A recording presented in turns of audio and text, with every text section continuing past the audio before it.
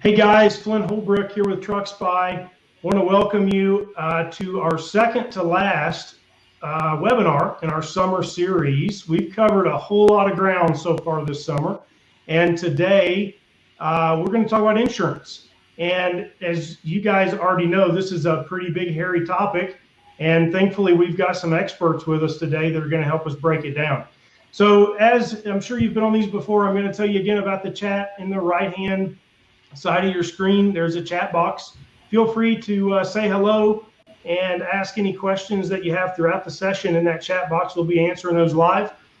There's also a handouts tab today, and I'm going to go ahead and share the presentation that we will be going through in that handouts tab in case you're on mobile and you need to download the PDF so that you can follow along with us. I have shared that. So without further ado, let me introduce our guest. So we've got Mike with HNI. So he's the CEO of HNI, and Mike's a pretty interesting guy. So he's written some books. He's done a TED Talk.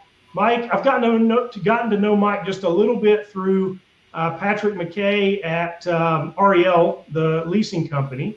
And what I can tell you, I don't know Mike all that well yet, but Mike is a real expert in this insurance space. And he's developed some really interesting programs and options for FedEx contractors. And we're really excited that he's here today to bring some energy and get to know you guys. We also have Marina McKenzie. So Marina is an attorney, trained attorney, which is always great to have on the show. I just want to give a quick disclaimer. She's not offering you any legal advice today. She's going to share a lot of best practices and dive into the details, but she is not offering you legal advice. So she's a senior claims advisor at HNI and has a whole lot of experience in risk management and is going to share a brief presentation with us today on some best practices. So Mike, I think you got a poll question to kick us off, right?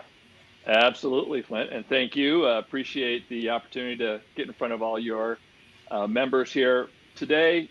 You know, and you said bring some energy, right?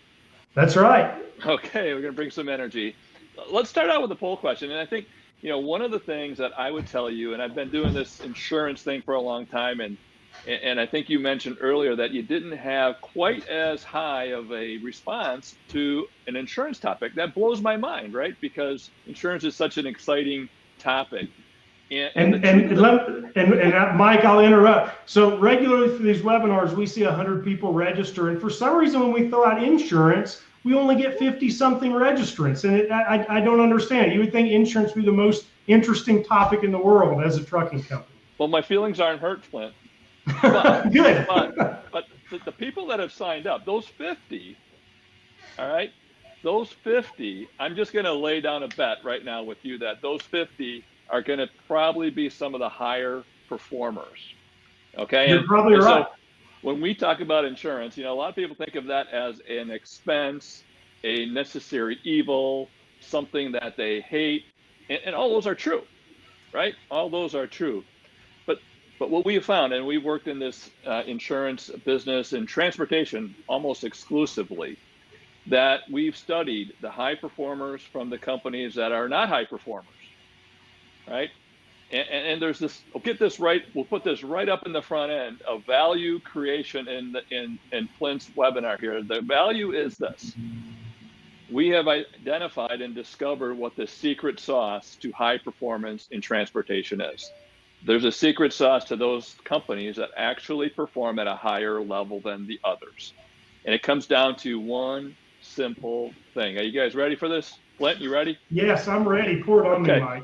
All right, so the companies that perform at the higher level in transportation do one thing better than any other, and they do this. They identify and address the hidden risks in their business.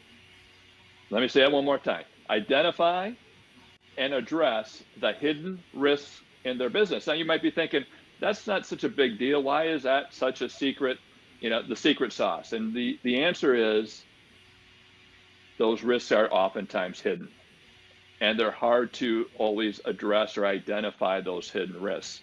So our poll question today is for the group is, what risk or risks do you feel pose the greatest threat to your business? Because we're going to try and get you thinking about risk, okay? Because that's what matters. Insurance is just a byproduct. If you're managing your risk. Frankly, you guys should already be thinking about risk, because how many sessions now have we talked about drive cameras, right? And maintenance files and all this stuff that you should be doing in your business to minimize your risk. The answer to Mike's poll question should be pretty darn easy, I would think, at this point. Let's give it a shot. Let's hope so, right? Let's see. So everyone that's out there, let's see if we can get some responses. How does that work, Flint? They just type them in there? Yep, just answer in the chat. Okay. It could be one risk, or it could be a combination of risks that pose the greatest threat to your business. And I think, having a crash, that big mega crash, the school bus crash, obviously that's one of them. But I want you to think a little bit more about the business itself. What risk pose the greatest threat to your business? All right. We've got nothing in the chat. There we go. Poor driver hires. We got one. I know we can do better than one, guys. Poor driver hires. Absolutely. That's I think, good. Marina, we're going to probably talk a little bit about Absolutely. that. One of the transportation, risks is poor hires. Hiring drivers that become problems can be a great threat to your business. Any others? So nobody else has any risks in their businesses. These are all risk-free businesses, Mike. They should trade for unlimited multiples. Well, they've already identified them, Flint, and they're addressing them. So right, yeah, and so these are the high exactly. performers. All right. Well, let's use that as kind of more of an open-ended question, because it is a good one. It's one that we want to think about, and it's sometimes not always one that it's right in front of your face. What about poor drivers? Hiring poor drivers. So today, what we're going to do, and we got, as you introduced Marina. Marina has been involved with poor driver hires, sometimes after the incident. Yep. Right.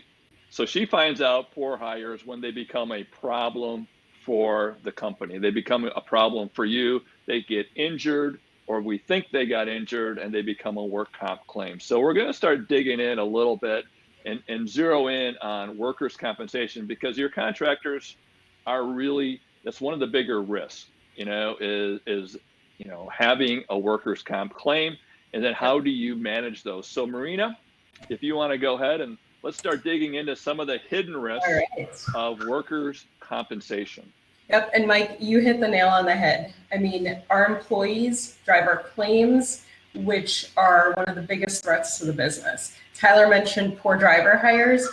I was telling Mike earlier today, I have never had an employer tell me, gosh, I had a lot of doubts about that guy, but he proved me wrong. He turned out to be the best driver we have ever had. I have never once in my 14 years had someone tell me that. What I have heard often is, we were really in need of people. There was a guy, I had doubts, my gut said no, but we hired him anyway. And now we have this big, big claim on our hands. And now that seat is still open because that guy isn't driving for us, he's out on work comp. So today we're going to talk about the hidden risks of workers' compensation. We're going to identify 5 risks, but more importantly, we're going to discuss steps to take to avoid costly mistakes. Work comp claims, if not handled properly, they're not just going to be costly, but they're going to stick around with you for years and years. They're going to keep you up at night. They're going to haunt you. They're going to really take a toll on your business. So we're going to talk about how to avoid these mistakes, but we're also going to highlight best practices. How do the high performers, how do they handle these risks?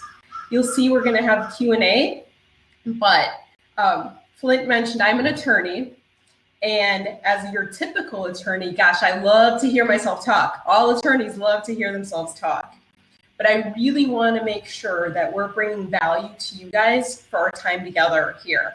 So please, if you have a question at any point in time, use the chat feature, chat that question. I want to make sure that we're addressing your needs and really bringing value to this presentation today. All right, just as a little reminder about workers' compensation, it is a no-fault system. What this means is, even if our guy should have been more careful, even if our gal should have known not to do something or should have watched out for the slippery ice, it is a no-fault system. So that means even if they should have known better, but they didn't, this is still going to be our claim.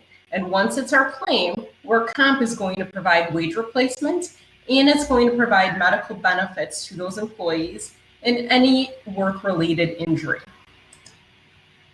So let's dive into these hidden risks.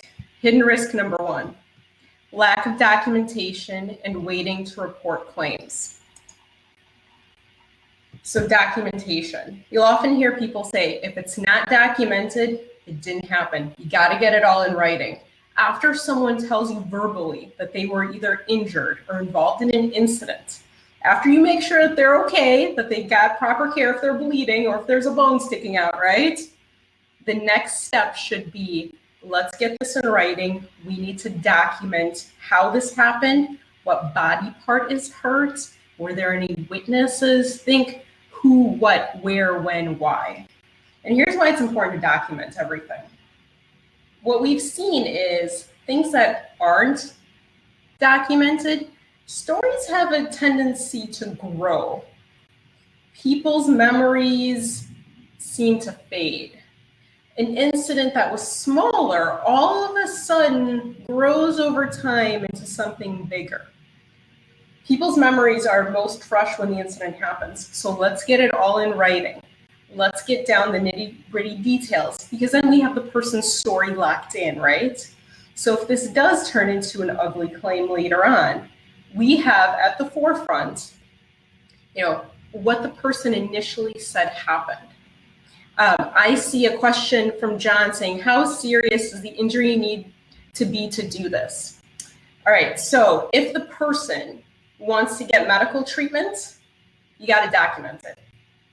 If the person reported something to you such as, hey, we just have a slippery condition outside or an unsafe condition where an injury might happen, that's not a true claim, right? So when we're talking about documentation, we're talking about someone that has come to you and said, I was hurt, here's the body part that is injured, and I'd like to seek medical attention. If you have someone coming to you and telling you that, it needs to be documented. Kathy mentioned, what about using video? We just had a driver get injured and it was caught on his dash cam. Great. That video is going to be amazing for that claim, but we still want that initial incident report, right? We still want to get down the details of what happened and specifically what body part are they saying is injured. Some of the best injury forms that I've seen, and we at H&I, we provide these to our clients, is they actually have the human body and the person needs to circle which body part is injured. Because here's what we've seen happen is a shoulder claim growing into a neck claim, right? First, it was just a shoulder injured, and now they're adding additional body parts. The more body parts they add, the costlier the claim is. Another thing with video is, video makes me think of witnesses, right? We want to identify witnesses right away and get their contact information because people come and go from employment. We want to make sure that if there was a witness to it, we can get that witness statement. So, think about, go ahead. Sorry, Marina. I just wanted to maybe add on. I think when we talk about a risk, a lot of workers' compensation claims are injuries that may not have even occurred while the individual was at work. So they may come in to work on a Monday, say, oh, my back hurts, right? What can our employers do to document that? Because oftentimes, well, I'll let you answer that question. Yeah, and that is not an uncommon scenario that, our employers are faced with this. Someone comes in on a Monday and they say, hey, by the way, a couple days ago, I was injured. Okay, get that all in writing now, right? get from the person how it happened, where it happened, what hurts. If they're reporting an injury to you, you have a duty as an employer to get that over to your workers' compensation carrier. And you will find that all workers' compensation carriers, the insurance carriers, they really care about being notified of the injury right away. Here's why. Lag time. So lag time is the difference between when an injury occurred and when it was reported to the insurance carrier. The insurance carrier cares about this because of cost. There was this really smart guy, Glenn. He was an actuary pricing analyst. He did this study looking at 53,000 claims. That's a lot of claim data. And what he found was basically the longer it takes for you to get this injury reported to your insurance carrier, the more costly that claim is going to become. And whenever insurance carriers hear that claims are more costly, you better believe they all get very excited about it. Now, here's what the findings showed. Injuries that are reported within 2 weeks after they happen are 18% more expensive than those reported within 1 week. And then it just gets worse from there. If you're waiting 4 or 5 weeks to report, those injuries are going to be 45% more expensive.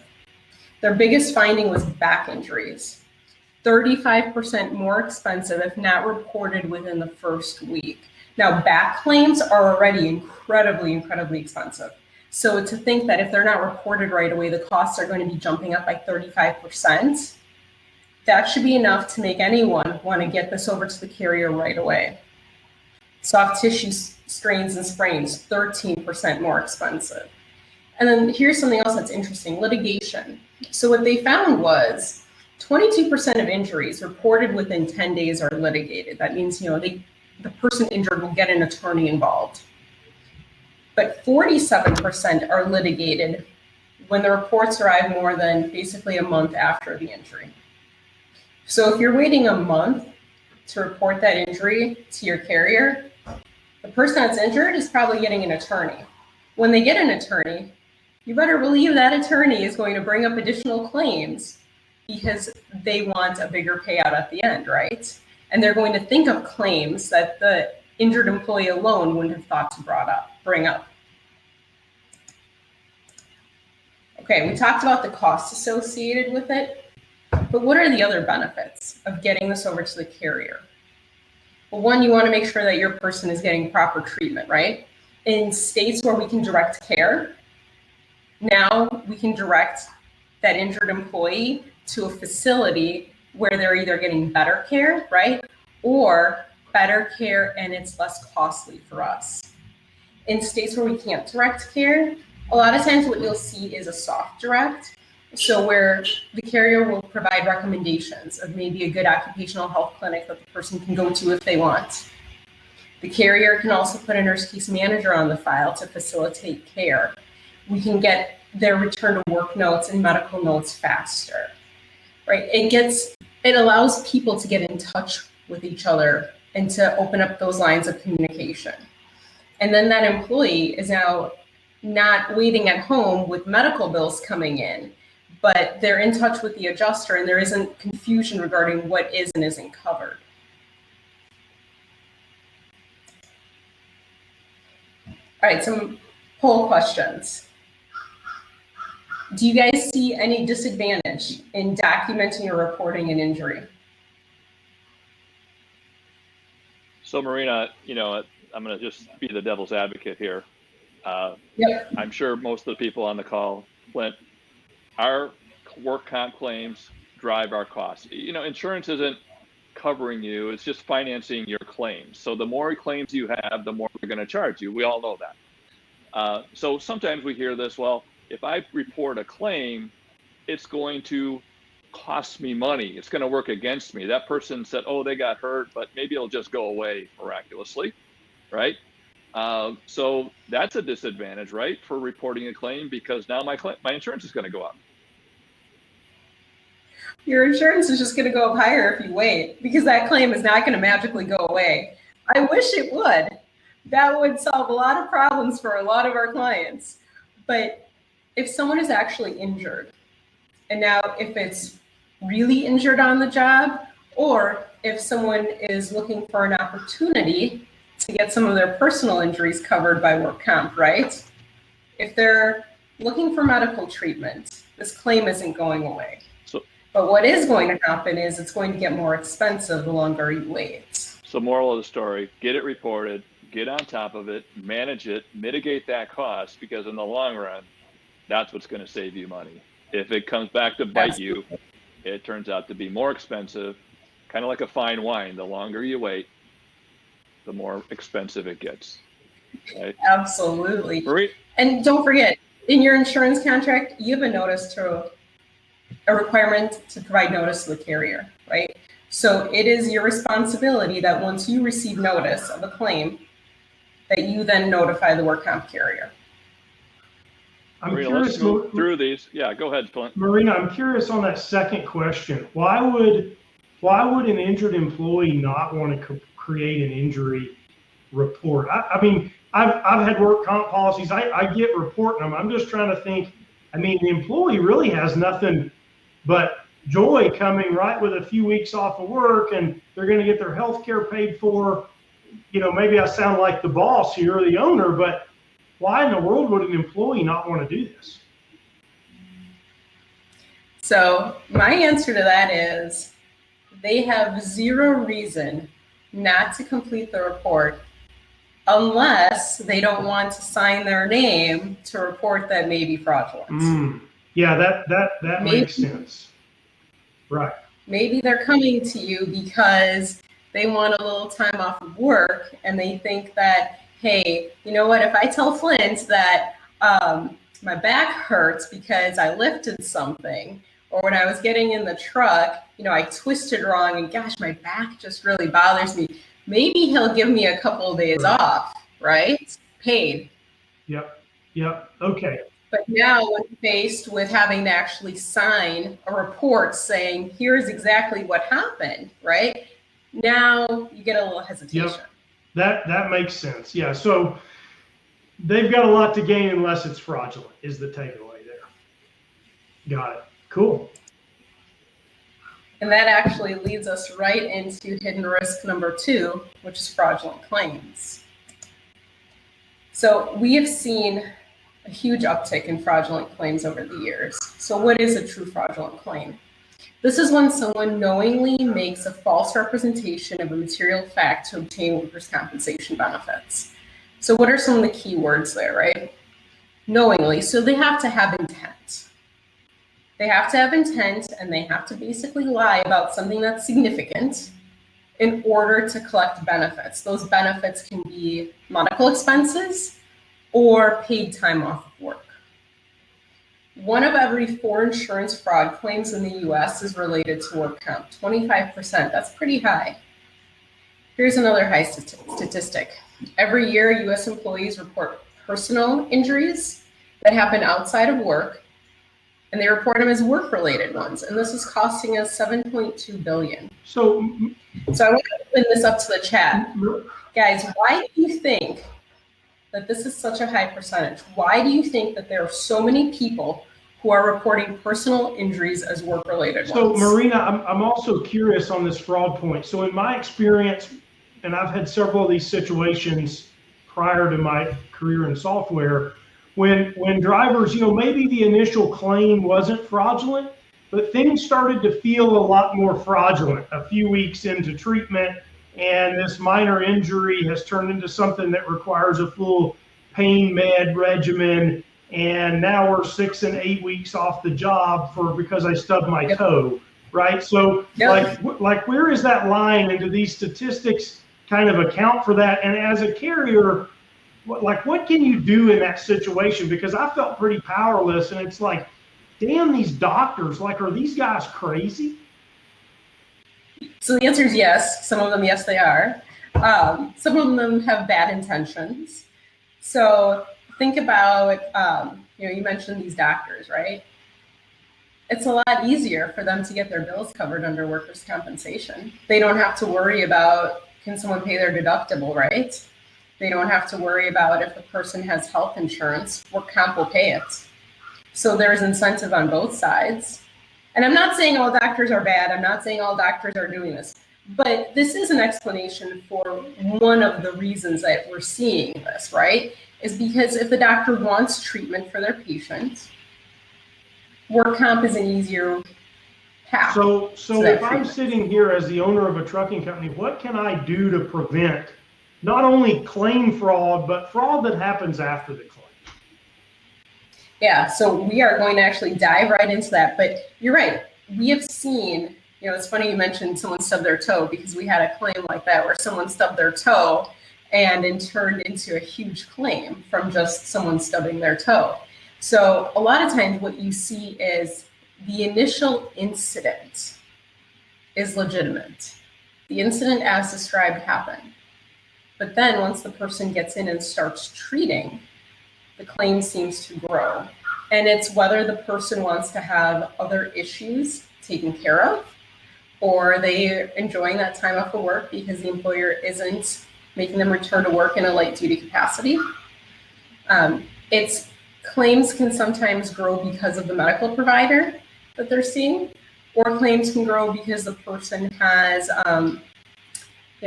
other desires, other things that they want to pursue, such as being at home instead of at work. And it all depends on, in work comp, what is the medical support, right? So just because the person is saying, oh, I'm feeling, X, Y, Z, do they have a doctor then supporting that need for treatment or what they're feeling to that actual work incident?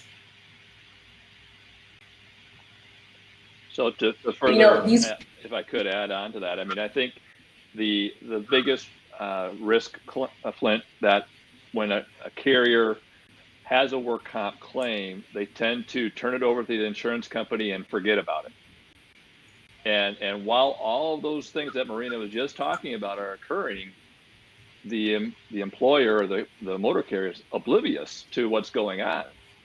They're just wait. Oh, he's not ready to come back. He's not ready. Well, let us know. You want to be very proactive in getting that person back to work, and that's maybe something Marina's going to talk about a little bit later. But if you're, they will.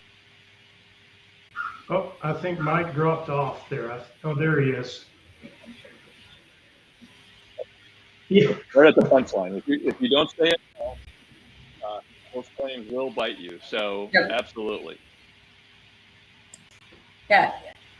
Flint, I think you mentioned this. What can our employers look for when it comes to fraud? So here's what we found. We found that there are some red flags that are consistently seen with fraudulent claims. Now, it doesn't mean that anytime you see one of these, it's a fraudulent claim. But what it does mean is if you're seeing these, this should make you pause. This should make you suspicious that something fishy is going on. So what are they? Lack of witness, right? If usually this person works with a number of other individuals, but this injury happened when no one was around, right? Really convenient. That's a red flag. The person's story of how the incident occurred just doesn't make sense to you. You're trying to figure out how this fall could have happened, how this injury could have happened. The story just doesn't add up. If it doesn't add up, there's probably a reason for it. The time of the injury, we talked about that Monday morning and Friday injuries, those are the most fraudulent. And why? Okay, Monday, it probably happened over the weekend and they're waiting to report it for when they're at work. Friday, okay, it's someone wants a little extra time off of work, wants a little longer weekend than just their 2-day weekend. Late reporting, this is a really big one. So most legitimate claims, they happen, the person reports it. There is not a lot of time that goes by between the incident happening and the time it's reported to you. If it's reported to you a couple weeks after the fact, or if it's reported to you when maybe you're having a conversation with this employee about their performance, right? And all of a sudden they're being, suspicious and they're saying, hey, by the way, I know we're talking about my performance, but 2 weeks ago I was injured. That should make you pause. Why didn't they report it 2 weeks ago? Why did they wait until you were having this maybe, unpleasant conversation with them? So think about motive. Employees don't exist in a vacuum, right? What else is going on in their personal lives? Bankruptcy, divorce, hardships.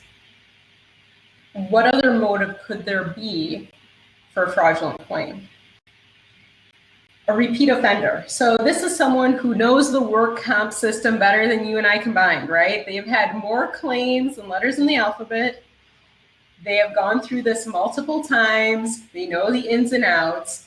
When you're dealing with a repeat offender, it is very obvious, and they know how to work the system, and they know how to create a false claim. They know what's required. Job hopping. Now, just because someone has switched jobs, not a big deal. But this is really someone who can't stay with one company for very long. If you have a job hopper, if you have someone who's a repeat offender, and now it's a Monday morning or a Friday injury, that should send up some warning lights to you, right? But hey, things here might not be okay. And then what about the body language of when the person is reporting the injury? Are they just nervous? Or is this a little bit more than nervous? Are they making things up? Refusal of light duty. So anytime someone is injured, we always advocate bringing them back to work light duty. If someone is saying, no thanks, I'd rather just stay home, why is that? Are they thinking about how they're going to work up their claim? Are they going to try to say that you never offered them light duty, right? Point number 10, still having fun. I always add this one, but I like to kind of put a little asterisk on it.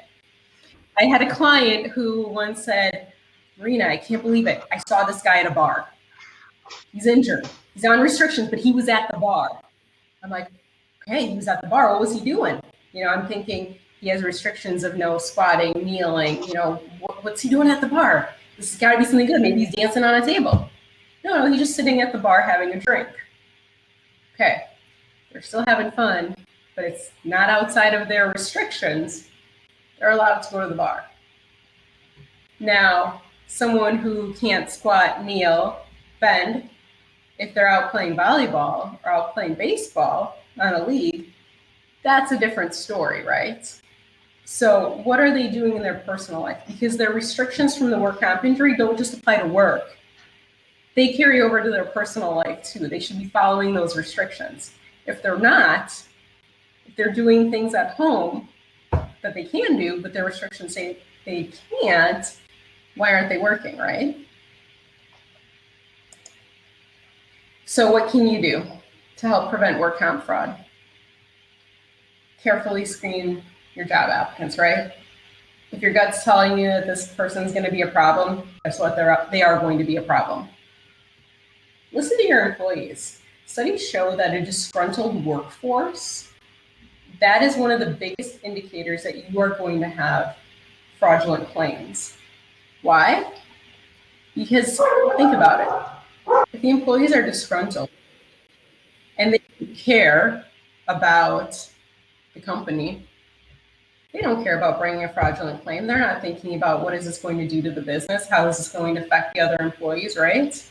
They don't care. So they don't mind bringing a fraudulent claim. How else can you prevent work comp claims? Stay in close contact with injured employees. Once someone is injured, make sure you're following up with them, not just to show them they're still a valued member of the team and you're trying to get them back to work, but also to let them know that, hey, they're still being monitored, right? They are not just out in this work comp world now and they can do whatever they want. They are still an employee of the company. Have a return to work and light duty program. Again, we saw that if someone isn't coming back to work, right, that's an indicator of fraud. Well, how to avoid fraud? If you have this return to work and light duty program and people know about it, they will know that if they get injured, you will have work for them in a light duty fashion. So they aren't just going to get And Marina, does that mean to make up work? So I mean, I'm just thinking when I was a FedEx line haul contractor, I didn't really have a lot of light duty work, right? I mean, there wasn't a whole lot that I could take a driver and say, all right, here, you shuffle these papers, because we know drivers can't shuffle papers. So do we just pay them $8 an hour to like literally just go sit in the shop? So here's the best practice for it. You partner with the insurance carrier, because the insurance carrier can reach out to reemployability, for example, or non-for-profits. And what happens is we take the employee and we place them in a non-for-profit. So whether it's a Goodwill or a soup kitchen, for example, right? So that this person, even if we can't have them shuffle papers at our office, they can still do something.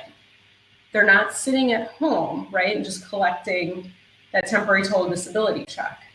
What's interesting is when this whole off-site light duty program was started, at soup kitchens, at Goodwills, right, where people can volunteer, everyone thought, gosh, the injured employees, they're gonna love this. They might love this more than work. I mean, they're volunteering. It's, such a feel-good opportunity for them, right? Wrong. What they found was people hate volunteering. It is one of the biggest ways to get your people back to work fast. They would much rather be doing their job than volunteering and sorting clothes or volunteering at a homeless shelter. So if you really want to get someone back to work quickly, put them at an off-site light duty location with volunteer work. They're going to get back real fast. And make sure you're communicating your policies too. Communicate your expectations. If you have this return to work program, but no one knows about it, what's the point, right? Your employees don't know the expectations. They don't know that if they get injured, they're going to be brought back in a light duty capacity. And also make it easy for the other employees to report fraud to you, right? Have that open communication so that if someone knows that, hey, Flint said he was injured, but he and I were out snowboarding and he fell and I saw that he was hurt pretty good, right? That they can come and tell you this. Of course, be cognizant of other motives from people, but still make it easy for people to come to you with information. Just real quick, if anybody has questions, post them in the chat, because we've got Marina's brain for about the next 20 minutes here. And we want to make sure that we take full advantage of her skill set today. So if there's anything on your mind, please throw it in the chat. We're going to answer it live.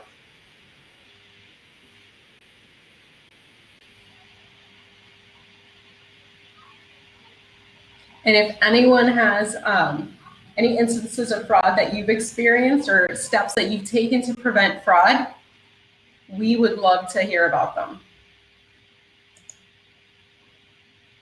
So I had a story when I owned a trucking company, and I don't want to take up our time here, but I caught a driver on camera.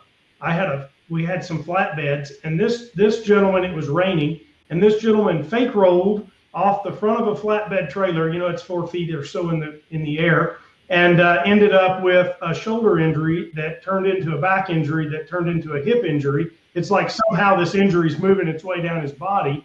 And we never could get him back to work, Marina. He was out for, I can't even remember, months. And we finally just got to the point like, well, I guess he's just going to be on the payroll and sit at home because we're on our full pain med regimen. And it's just, gosh, even if we got him back to work, do we want to put this guy behind the wheel of a truck, right? Knowing his situation. So, and as an employer, this is when I just felt phenomenally helpless, because I have no control.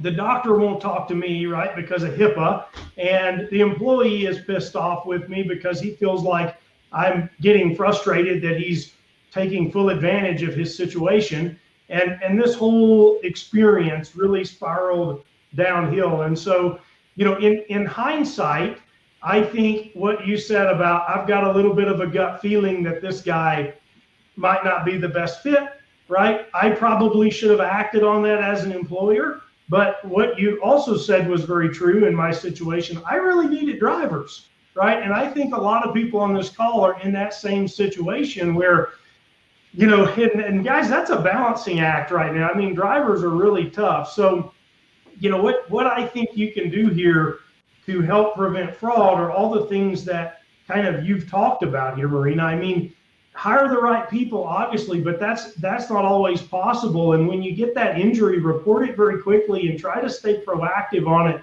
And even then, and like communication, right? I see you pull this up. I mean, in this case, in my story, the guy would communicate with you, but he was always aggravated, right? And so, like, at the end of the day, what else can you do as an employer to own this process? That's the big question that I've got as we go through this, because I think a lot of employers feel really helpless once that claim gets turned in to workers' comp.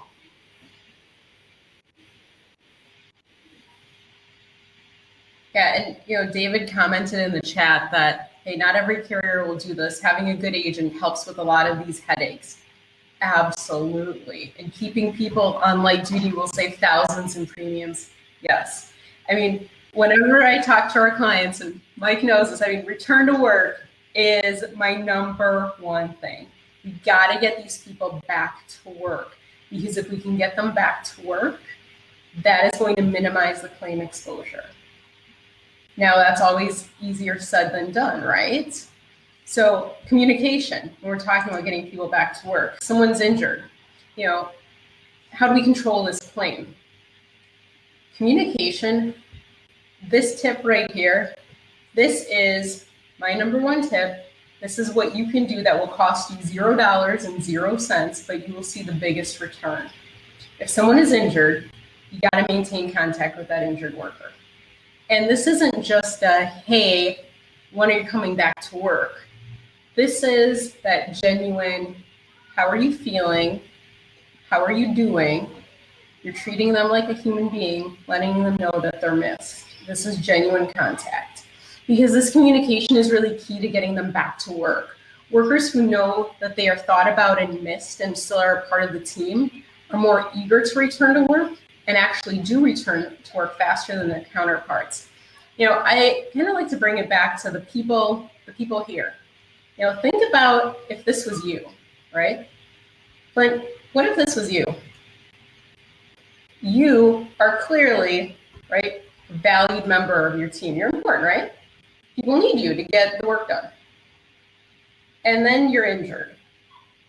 Now, we're not talking about whether this injury is legitimate or not. All that we care about is, in that worker's mind, they were injured at work, right? And then they went to see their doctor, and their doctor, who they trust, told them, hey, I need you to be at home for a week to recover. So I'm going to take you off of work completely. So no light duty restrictions. I just need you at home to heal and get better. And so you're trusting your doctor, right? So this is your doctor. They have your best interest in mind. And now, while you are at home for an injury that you believe happened at work, not a single person from your team calls to see how you're doing and how you're feeling, right? These are people you see and work with every day. And now you're injured and no one cares. No one's calling. Here's who is calling you, though. Claim adjuster. Okay, and let me tell you, claim adjuster is one of the worst jobs in the world. These are disgruntled people. All that they deal with every single day is people calling and asking when their TTD check is arriving, why their claim was denied. They have people like me calling and yelling at them about reserves or why they aren't doing certain things on claims. No one is calling to say, hey, you're doing a great job on this claim. No one. So this disgruntled adjuster is now calling you, and the adjuster wants to take your recorded statements, okay? For most people, a recorded statement does not sound like a great idea or a good time, right? Because most people will think, why do they need to record what I'm saying, right? Does my employer not believe me? Do they think I'm making this up? Do they think I wasn't really injured? Do they think I was milking it? And this goes for your good and your bad employees, right? Because for your really good employees, You don't want them to start feeling disgruntled, like they're not cared about, like all of a sudden they were injured and now maybe they're going to get fired. And for those bad hires, you know, the people that you hired that you really wish you hadn't because you thought it would turn into an injury and now it has, gosh, you really need to stay in contact with those people because they need to know that you aren't a hands-off approach, right, employer, that this claim happened, but you're still monitoring this. There's still an employee, there's still expectations, there's still, you know, communication requirements, right? You got to maintain contact with the worker when they're injured. So a lot of times when we're talking about workers and bad comp workers. claims, we immediately are skeptical that they're fraudulent or what have you. And I think Marina brings up a really good point. The poll question number one, one of the biggest risks that pose a threat to your organization is not having drivers, period, and not attracting drivers. And these comments that Marina's making really point to the culture of your company, right? So good people get hurt. And if you show you care, that's going to definitely pay dividends. And if people are not hurt and you're doing your job and doing the things that Marina's talking about, documenting and making sure that that injury isn't going all the way through their body. What actually happened, what occurred, that will be covered. Not, I'm not feeling good, everything hurts on my body. No, I twisted, what did it sound like? You know, you're getting very specific.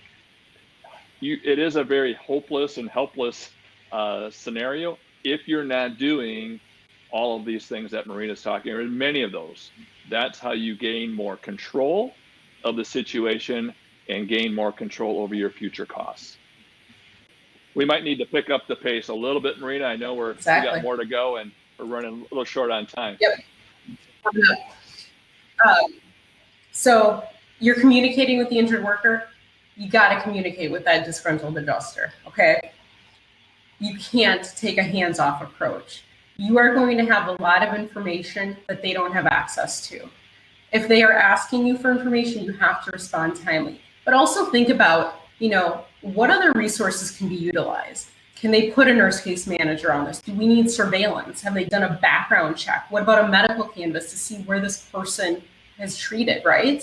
If this is a bad employee that you have questions about and you think this isn't their first work comp claim, you got to make sure that the insurance company is doing a medical canvas to get records from prior injuries. Some poll questions. Has anyone set expectations with their employees that they're required to check in even when they're off of work? If you haven't, you should. They need to know that they're still members of the team, that there's still communication requirements. They are not off in this work comp vacuum.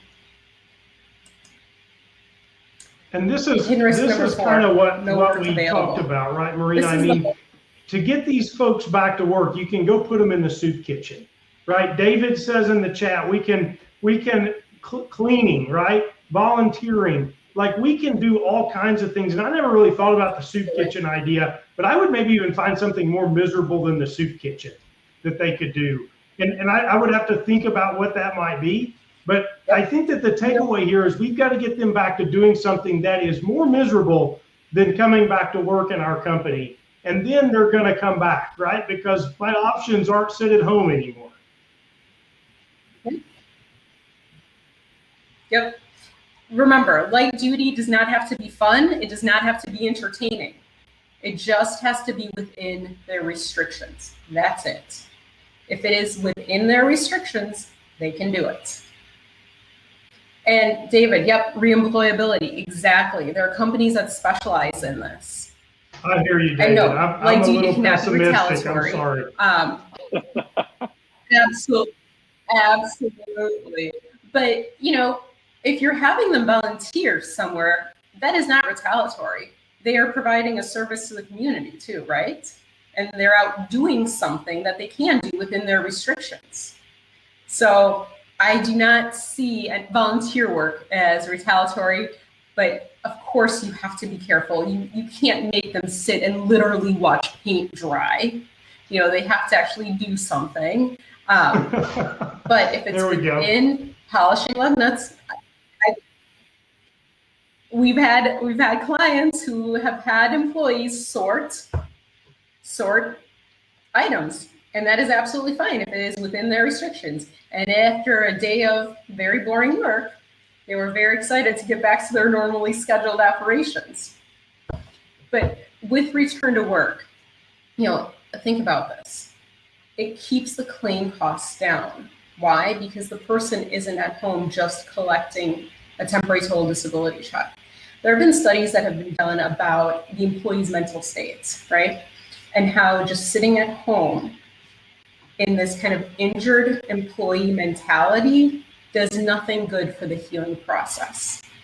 What it can lead to is depression, and depression can then be part of that work comp claim. So, we talk about how these claims grow from someone stubbing their toe to all of a sudden it's their whole body. All right, think about someone who was a valued member of the team and they got legitimately injured. And now you can't bring them back to work in any light duty capacity. Now they're just sitting at home thinking about Marina, the life they had before versus the life termination? they had now. We haven't talked yet about, and I'm guessing that's your last risk. Oh man, look at that! I should go buy a lottery ticket. So can I fire these employees? I've gotten this question from people before. I mean, look, being legitimately injured is one thing, and getting back to work is a second thing. And a third thing is, if we're never going to get back to work, like at what point as an employer can I just release this person from my employee? Yep. This is the number one question I get on a daily basis. They say if I had a dime for every time I got asked this, I could have retired. Same. Yep. Without a doubt, an employee who was not a great hire gets injured, and now the employer wants to terminate. So whenever the question of termination comes up, I always say, the employer can do whatever they want, what is in the best interest of their business. But let's talk about the risks involved here, right? So as long as the client is aware of how this termination will affect them on both the work comp and then an employment standpoint, they can make the decision that is right for their business. Now, there are times where I will tell the client, listen, this work comp claim is almost done. We're going to get a settlement here, and as part of that settlement, there will be a release and resignation, so you'll be able to get rid of this guy, right? Just hold tight a little longer. We have situations where, this was a poor employee before the injury. Guess what? They're going to continue to be a poor employee after the injury, and they will give you legitimate reasons to fire them that have nothing to do with the work comp claim. The problem with firing someone in the middle of a claim is that your costs will go up from the claim. So if you fire someone, so Marina, what about situations if I've got an employee manual and this employee got injured doing something that was in violation of my employee manual, and I could make up an example, but we've got safety procedures and they weren't following them. Can I not fire that employee for not following my procedures that they agreed in writing to at hire? Yeah, but you've got risk associated. You can fire them, but there will be consequences on the workers' compensation side. So some of those consequences could be an unreasonable refusal to rehire claim, which is an employer-only penalty claim, right? Because now we're looking at the reasons behind the terminations. A creative employee attorney will argue that you firing them for that safety violation is really firing them for getting injured, right? And if you fired them for getting injured, well, that's an unreasonable refusal to rehire claim. So now you're going to have to the other question there, Marina, is that do you fire everyone that violates that particular policy, and you'd have to demonstrate, of course, that every time somebody doesn't use their, a load lock, you're going to fire them. Well, obviously that's going to be hard to prove, and that's where that attorney is going to come in and expose us. Yep. Wow. Exactly. I mean, if you fire them during the claim, the chances of them getting an attorney, very, very high. Once you have attorney involvement, the claim is going to drag out a lot longer. It's going to be more costly. they aren't going to come back in a light duty fashion because they don't have to anymore because you terminated them. I mean, what we've seen with termination is we really lose control of the claim. That communication stops. You now have no idea how the person is really doing, right? If they're still your employee, you're getting those return to work notices. You can kind of see how they're progressing. If they're fired, now the claim kind of explodes. Are there instances where, our clients listen to us and say, yep, completely hear what you're saying, but this guy is a cancer in our organization. We're going to fire him for reasons X, Y, Z, and this is in the best interest of our business? Yeah. As long as we have discussed the risks with them and they're comfortable with the risks and they've made an educated decision, it is their business decision to make. That's a lot of information. I wish I had this presentation before I was a customer of workers' compensation, because I feel like I would have done a much better job. And Marina, thank you so much for walking us through this. I mean, I've sure learned a lot today that I didn't know. And I'm going to guess that everybody else on this call has too. And just as a reminder, guys, I'm going to email this presentation out to everybody as well after the call. Guys, I want to shift gears just for 1 second. So we've mentioned on a couple of webinars, we are working very hard to host a convention that is going to be exclusive to line haul contractors. Just line haul contractors, educational content that is meaningful to you and that helps you grow and build your business. And it's going to be stuff just like this, right? But on steroids. And Mike and Marina are going to be there. Patrick and Ariella is going to be there, who introduced me to Mike and Marina. And we are at a point now where we have officially jumped off and we have created a website. So I'm going to share that website link here in the session so that you can check it out. You can also register for that convention. It's going to be next July. And we think it's going to be really exciting. We're going to dive so much further into workers' compensation and insurance and hiring and firing and buying trucks and making capital decisions. You're going to get so much value, at least that's our goal, out of this convention. So I just posted the link, check that out. And I really hope that you guys have learned some valuable ways here to not only control your workers' comp expenses, but also some good management stuff. I mean, this communication thing I thought was really interesting. The light duty, getting them back in the office, light duty was really interesting. You got to think about how to do that. But I sure learned a lot today. So Mike, Marina, thank you guys so much for joining us. Thank you. Completely for having my us. pleasure, our pleasure. So I want to thank the participants. Thank you guys for coming. I know here the weather's getting nice. It's fall. There's probably a million other places you'd rather be than talking about insurance. So you've really made my day by showing up today, and I'm thrilled that you're here. So thank you guys so much, and I really hope that everybody has a productive rest of the week. It is Thursday. I think we call it the weekend eve, right, is what my support team calls it. So we are almost to the weekend, guys. So enjoy it. Thank you so much for joining us today. All righty. Have a good day. Bye-bye.